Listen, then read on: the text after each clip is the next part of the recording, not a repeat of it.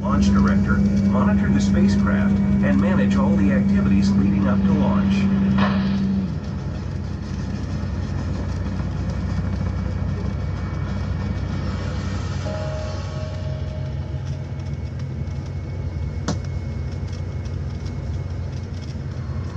Up ahead on the right-hand side, right in front of us, you're going to see two buildings identical in size and color. Those are the former orbital processing facilities, also known as OPF. There's one in the very back. You're going to see a spacecraft on a mural that they painted, a blue mural. That is building number 3. All those buildings have been leased to Boeing. And what they're building there is a spacecraft formerly called a CST-100. The new name is now the Starliner, and that is to return astronauts to the International Space Station. They're going to have a test flight next year. As soon as they fix whatever glitches need to be addressed, they're going to start launching the astronauts back to the International Space Station, which we're all excited and anxious to see the astronauts launch from here once again. After the Space Shuttle program ended, the astronauts have been launching through Russia. For one American astronaut round trip, the cost is $82 million. Once they start launching from here, the cost will be cut in half. And that third building you're going to see at any moment now on the right-hand side, folks. There it is right there. Now up ahead, as I make my right turn, we're going to be facing a humongous mobile launch platform sitting on pedestals weighing 9 million pounds. On the right-hand side, before we get to the mobile launch platform, you're going to see this massive polar transporter with the yellow railings. This by itself weighs 6 million pounds. And through the Space Shuttle program, when the orbiter would, that polar transporter would actually go right underneath the platform here in front of us, lifted up with the orbiter on top, that's an additional 3 million pounds, and transport the orbiter to either launch pad 39A or 39B. This polar transporter, after the Space Shuttle program ended, was stored inside the vehicle assembly building close to 3 years, having the hydraulic arms refurbished and other components, because this one is going to be transporting the Space Launch System and the Orion capsule. Now, this polar transporter, folks, does not rotate, does not go in reverse. When the driver has to come forward, he exits out a cabin just like this one right here in the corner from the other end, walks around the railings, gets inside this cabin right here, and then he can drive forward. It takes like 7 hours to arrive to launch pad 39B. And it travels at 1 mile per hour at 32 feet per gallon. Each cleat or shoe on those tractors weigh 1 ton. There's 57 cleats on each tractor. Now up ahead, if you look right underneath this platform, you're going to see 2 openings identical side to side, and that was for the 2 solid rocket boosters exhausts. In the front here towards the middle, you're going to see 1 huge opening, and that was for the 3 main shuttle engines exhaust. And folks, take photos of anything you see inside, as I will not be coming by this way again. And you can take photos of anything except the guard shack or the security officers.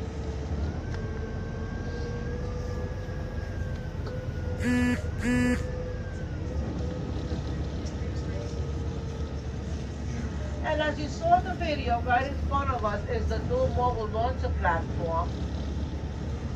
This weighs 11 million pounds, and they are preparing this to carry the Space Launch System and the Orion capsule.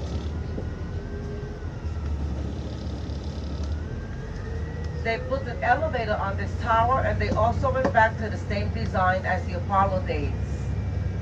That polar transporter is going to go underneath this platform, lift it up, and transport the rocket to launch pad 39B. That's the launch pad that they're going to use for deep space exploration. Underneath this platform, you're only going to see one opening, and that's because there's only one rocket. They're working 6 days a week on this tower and platform for a test flight by the end of next year or early 2019. What you're looking at right now, folks, is history, the platform which will eventually transport the astronauts to go to Mars. Now, if you want to be part of that historical moment and watch the most powerful rocket in history launch, just stay in tune with NASA's website or even the Kennedy Space Center's website so you can catch the day and time this awesome historical event is going to occur, as we are expecting thousands of guests for that special event, folks. Up ahead on the right-hand side, we're going to be looking at the east side of the vehicle assembly building. The doors below on the right that are a little open, that is high bay number 3. And that is where they are preparing the Space Launch System. They have 70 lifting devices inside that building, cranes that can lift up to 325 tons. That's equivalent to 47 full-grown African elephants. As you also saw on the video, is this 4-story white building with the black windows, the Launch Control Center, also known as LCC. And during the Space Shuttle program, they would have 200 engineers. Here at the Kennedy Space Center is Launch Control, and in Houston is Mission Control. They have 4 firing rooms inside the Launch Control Center. The 2 at the very end are the ones they mostly use, and the 2 on the center are for backups. This is the closest that you're going to be able to be near the vehicle assembly building and see a little of the inside. Around 4 years ago, we had to stop tours so they can prepare for the Space Launch System. And these doors, they open all the way, but that's very rare when they do that. I guess today because of the weather. Notice the crawlerway on the right-hand side.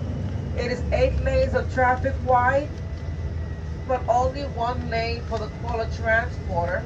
And it goes all the way down to Launch Pad 39A, which is 3.5 miles. And to Launch Pad 39B is 4.2 miles. And they had to build those launch pads further away because with a fuel rocket on a launch pad, if it was to explode, all the debris would go into all directions up to 3 miles. And notice those track marks you see on the crawlerway as they took the crawler transporter out for a test run a few weeks ago. And now what they'll do is they'll regrade it.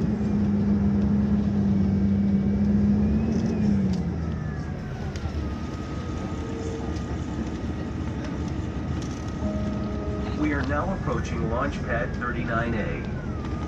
It was constructed for the Apollo program and is where all 12 moonwalkers began their historic journeys. You'll learn more about the Apollo program when you get to the Apollo Saturn V Center. Following the end of the Apollo program, Pad 39A